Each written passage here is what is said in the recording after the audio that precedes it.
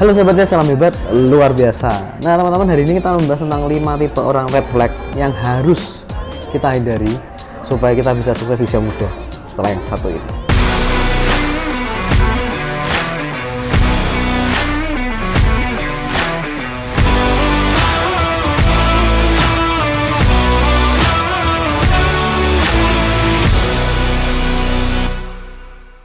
Guys, jadi kita hari ini membahas tentang ada tipe-tipe orang yang memang menjengkelkan, yang memang harusnya tuh kita hindari. Kalau sebutan zaman sekarang itu red flag teman-teman ya. Jadi dimana mereka ini bukan seringkali hanya membuat kita tuh memperlambat keberhasilan kita, tapi seringkali malah mereka tuh membuat kita tuh tambah mundur. Makanya ada pepatah atau banyak kalimat motivasi yang ngomong masa depanmu adalah tergantung dari 5 orang terdekatmu. Kita bisa lihat sendiri kumpulan kita seperti apa, komunitas kita seperti apa, itulah masa depan kita. Bahasa simpelnya, isi dompet teman kita itu nggak ada bedanya dengan isi dompet kita yang sering kumpul ini. Kita kan bahas dulu, ada 5 tipe orang red flag ini yang kita harus hindari, ya kan, untuk kita bisa maju berhasil di usia muda. Ya, saya bukan berarti memberitahu bahwa harus jauhi teman-teman yang seperti itu ya. Kita berteman harus sama siapa saja, itu saya setuju. Ya, kalau berteman dengan siapa saja itu harus. Tapi kalau kita bersahabat, kita selalu bersinggungan, selalu ngobrol, selalu tukar pikiran, itu harus pilih-pilih. Tipe red flag yang pertama itu orang yang tidak suka melihat orang lain sukses. Senang lihat orang lain susah, susah lihat orang lain senang. Nah, ini banyak orang yang mungkin di sekitar kita itu konsep berpikirnya seperti itu, gitu ya. Karena dia mungkin iri lah, dia mungkin tuh tidak senang lah, mungkin dia itu merasa kenapa saya nggak seperti dia lah, dan sebagainya. Nah, jadi orang yang tidak suka lihat orang lain sukses, teman-teman, kalau kita sering berteman sama mereka, kita akan susah melihat sesuatu yang positif dari orang lain, ya, melihat sesuatu yang bagus dari orang lain. Itu susah banget. Orang sukses nih, orang maju, dia berhasil, mungkin dia punya usaha udah maju, teman-teman. Nah, tapi kalau orang yang nggak suka lihat orang lain sukses, itu selalu mikir, itu mah sukses karena orang tuanya, itu mah sukses karena hoki, ya kan, beruntung, wah dia tuh pasti kenal orang dalam, dan sebagainya. Nah, itu kata-kata seperti itulah. Kenapa? Karena dia iri, karena dia nggak suka lihat orang lain sukses.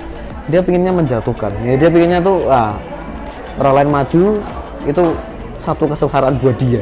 Nah, hati-hati dengan orang seperti itu. Atau jangan-jangan malah kita yang seperti itu, teman-teman. Wah, itu bahaya sekali. Jadi hindarilah punya karakter, atau mungkin bahkan punya teman yang punya karakter seperti itu, ya. Nah, nomor 2 itu orang yang bilang bahwa uang itu nggak penting. Nah, ini orang-orang yang mungkin dia selalu berpikir bahwa wah, dunia akhirat itu lebih penting ya. Nanti masa depan tuh, di dunia yang masa depan nanti ke depan itu yang jauh lebih penting. Dunia sekarang yang kita tinggal itu nggak penting lah. Ya kan, ini hal yang fana misalnya seperti itu ya.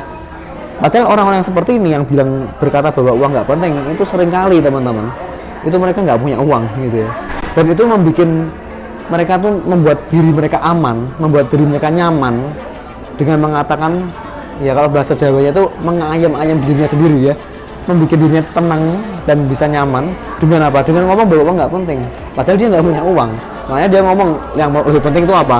Nanti di akhirat, ya kan, di kemudian hari, ya kan, itu yang lebih penting. Nah, itu semua kalau yang mengatakan orang yang kaya, orang yang sudah berhasil, orang yang sukses, teman-teman, itu wajar sekali karena mungkin dia value-nya sudah berbeda, value-nya sudah berubah. Dan selama ini dia merasa uang itu, wah, bisa ngejar uang dengan semangat, tapi ketika dia dapetin itu semua, mereka merasa ada hal yang lebih penting daripada itu. Itu saya setuju ya kalau orang kaya ngomong. Tapi kalau orang yang belum berhasil, orang yang gagal, tapi mereka ngomong seperti itu, berarti mereka membenarkan diri mereka karena mereka ini malas, mereka nggak mau cari uang, mereka tuh nggak suka hidupnya maju. Ya udah, bahasa tenangnya, bahasa supaya lebih enak, uang nggak penting ya, atau uang nggak dibawa mati lah, katanya gitu. Nah, itu jadi hindari orang seperti ini karena mereka tuh sangat menguras energi kita gitu ya. Nah, ketiga, teman-teman, itu orang yang suka gosip. Nah, ini kalau orang yang suka gosip, teman-teman, repotnya apa? Jangan-jangan suatu saat kita digosipin sama dia ya. Kalau kita mau cerita hal yang pribadi, yang privasi sama dia, kita merasa dekat sama dia, tapi dia ternyata membeberkan rahasia kita ke orang lain, nah selesai sudah.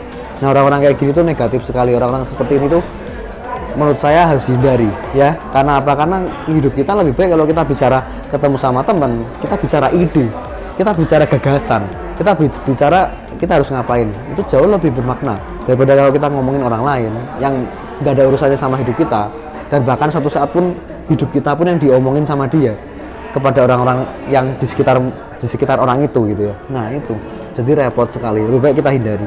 Yang keempat, orang yang manipulatif. Ini yang bahaya banget ya. Orang manipulatif itu kelihatannya di depan itu seperti baik, seperti manis ya kan, seperti domba lah ya, halus gitu ya. Tapi ternyata di belakang kita tuh dia menusuk kita dari belakang ya kan. Dia intinya membuat bagaimana supaya di depan kita terlihat bagus ya kan, tapi di luarnya atau di belakangnya tidak seperti itu. Dan bahkan cenderung mereka membuat keputusan-keputusan atau mungkin membuat sesuatu ya hal yang mereka tuh untung sendiri gitu ya. Seakan-akan kita tuh merasa kalau ketemu sama dia, teman-teman, hati-hati dengan teman seperti ini ya. Kita tuh merasa kayak bersalah terus gitu. Kita merasa kayak kata-katanya kok dia bener ya sepertinya. Kok kita salah ya? Kayaknya kita yang salah gitu. Demi apa? Demi kepentingannya dia sendiri, teman-teman. Nah, teman-teman yang manipulatif seperti ini bahaya banget. Ya enggak, kita mau maju itu susah banget. Karena apa? Karena orang-orang yang seperti ini itu selalu mementingkan egoisnya dia sendiri. Ya kan, tidak mau melihat orang lain maju. Ya, kalau bisa menggunakan segala cara supaya kita merasa bersalah dan kepentingan dia yang terlaksana, kepentingan dia yang berhasil. Jadi nggak kepentingan bersama, bukan win-win solution, tapi ya win-lose kalau bisa kita dianggap yang tanda kutip salah tadi. Nah ini manipulatif sekali. Jadi hati-hati dengan orang seperti ini. Yang nomor 5 adalah orang yang suka mengeluh. Nah ini, jadi orang yang suka mengeluh itu memang menguras energi kita. Ya dia secara nggak langsung mereka ini negatif sekali. Dikasih berkat, dikasih rezeki, bukannya bersyukur, bukannya mengucap syukur kepada Tuhan Yang Maha Esa, tapi malah masih mengeluh gitu ya. Kenapa kok kecil rezekinya? Kenapa kok gini? Kenapa kok gitu? Dalam hidupnya nggak ada yang positif sama sekali. Saya punya satu teman-teman.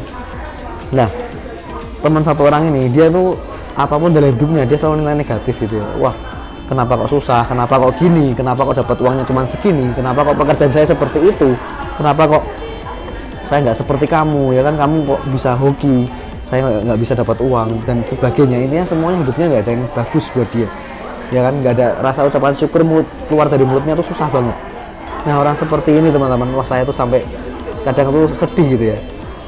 Nomor satu jengkel, tapi yang lebih penting bukan sekedar jengkel, tapi saya sedih lihat orang seperti ini. Kenapa? Karena orang seperti ini kalau Tuhan kasih rezeki lebih sama dia, mungkin dia kan juga nggak bisa ngomong yang bagus gitu, ngomong yang positif. Jadi ibaratnya tanda kutip ya, dia tuh apa ya, Tuhan udah ngasih yang rezeki yang baik, tapi ya tanda kutip hambanya ini nggak bisa mengucap syukur ya kan. Kalau Tuhan dan hamba, kita kan sebagai hamba gitu ya, Tuhan dan hambanya nggak bisa mengucap syukur, ya udahlah sebagai yang memberi rezeki, sumber rezekinya, ya udah merasa nggak usah dikasih lagi gitu kan. Nah jadi orang seperti ini menghambat rezeki sekali teman-teman, jadi tolong dihindari ya. Apalagi kalau sudah kita mau suka mengeluh, kita jangan-jangan bisa ketularan suka mengeluh dan rajin mengeluh nanti ke depannya. Mungkin pertama kita merasa aneh, canggung, nggak bisa ngeluh gitu ya, karena kita positif. Tapi kalau kita kumpul terus, jangan-jangan kita bisa jadi tukang ngeluh berikutnya teman-teman. Nah itu aja mungkin sharing dari saya, semoga ini bermanfaat. Kalau suka video ini, share ke teman-teman Anda, berikan komentar positif, jangan lupa klik like, subscribe, dan aktifkan loncengnya, dan selalu salam hebat luar biasa.